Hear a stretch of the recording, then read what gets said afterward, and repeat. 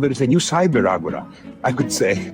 There is an agora of the internet, or including AI applications. And the Socratic example could act in this reverse to leave the power in the individuals to decide for themselves, to be self-determined. Okay. And this is a great challenge for inspiration, human creativity. So the arts, but also new methodologies in science are going to open new fields. Maybe AI could replace the procedures.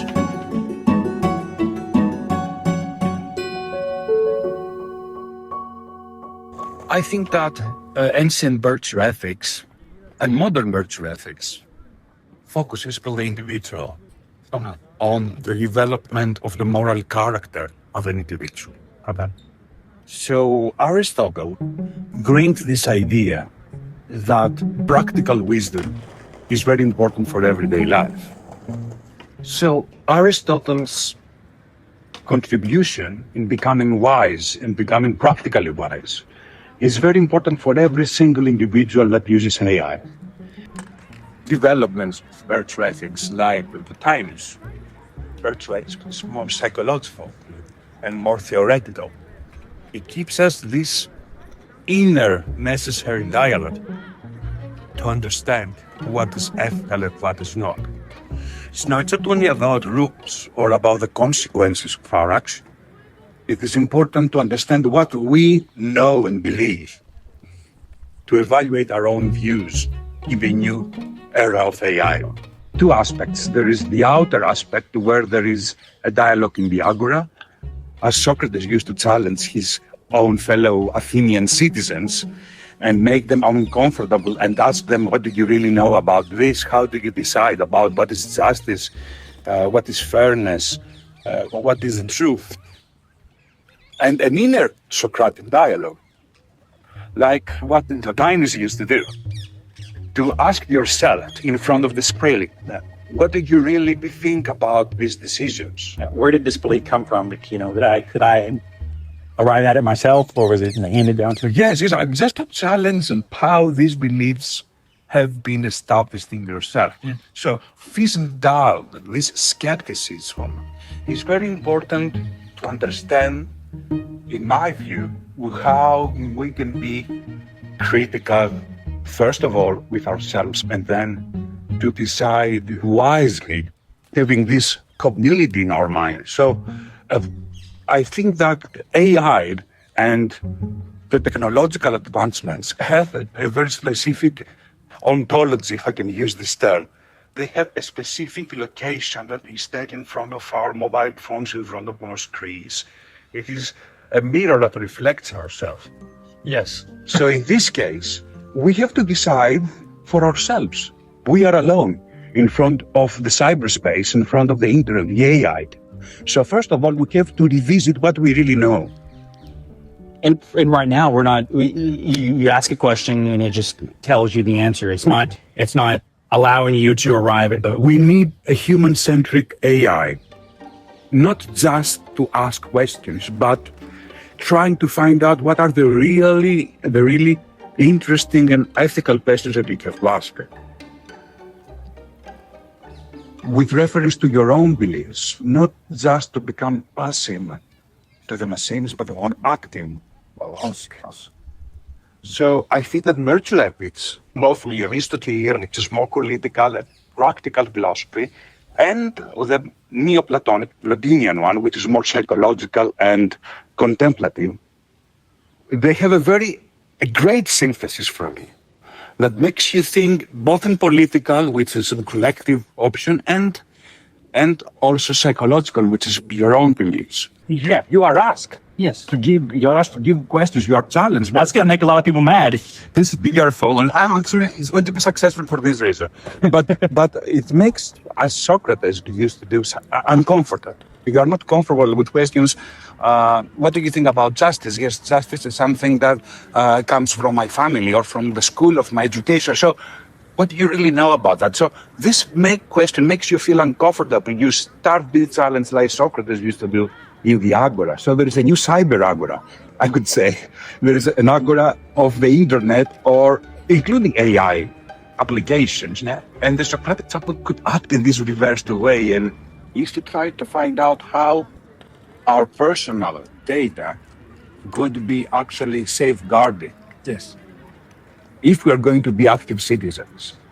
So to protect active citizens engagement, you need to define really what are the personal data security. Yeah. So we need to give voice to the citizens that maybe they are hesitating to participate in things because of this fear of their loss of privacy.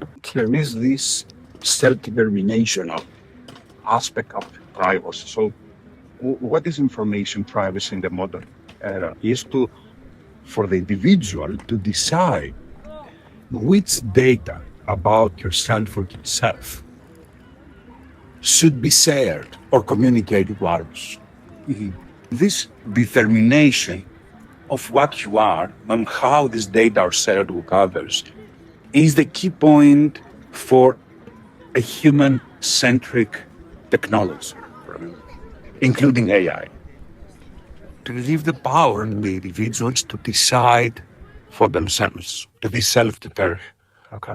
And this is a great challenge for technology. And people need this transparency. Citizens I'm not sure if empathetic AI is ready to be used at a collective. Empathetic. Yes. So let's say a virtual friendship or AI assistance that actually tries to replace human relationships. I'm not sure if this could be widely applied before we evaluate it. So there is a trend with empathetic AI, so AI and agents that they're going to pretend to be your friends somehow. And I think that this is very interesting. I think it reflects a lot of things about our modern societies and isolation, and I think it's a phenomenon. I can see AI as a mirror of our society. Weakening families and that. Yes, so why do we need these empathetic agents? Where our social connections are weakening because of the technology, probably. Yes, so I think we must be very careful with that.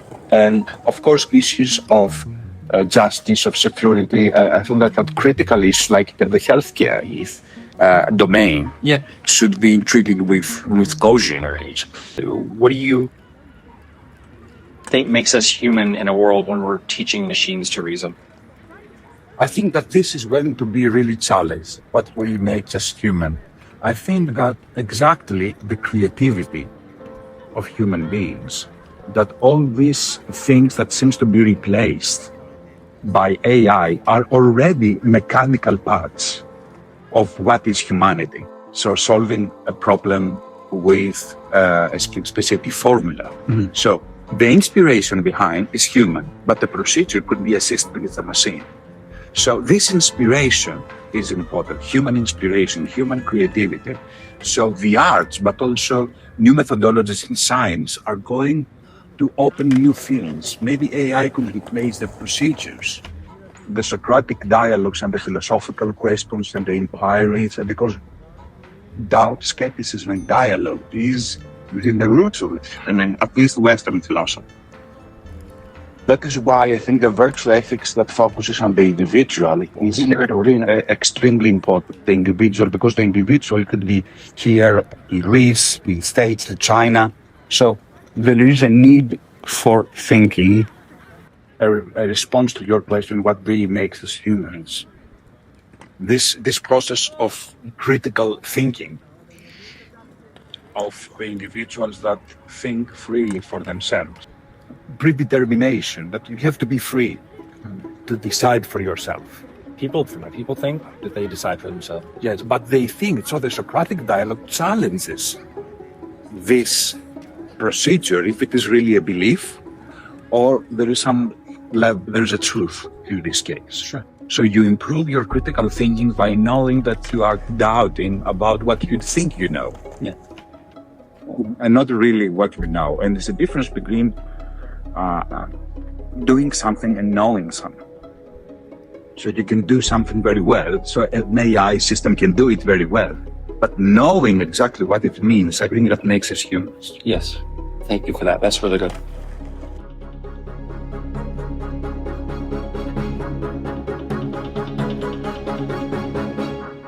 Yeah, this is sage, oregano.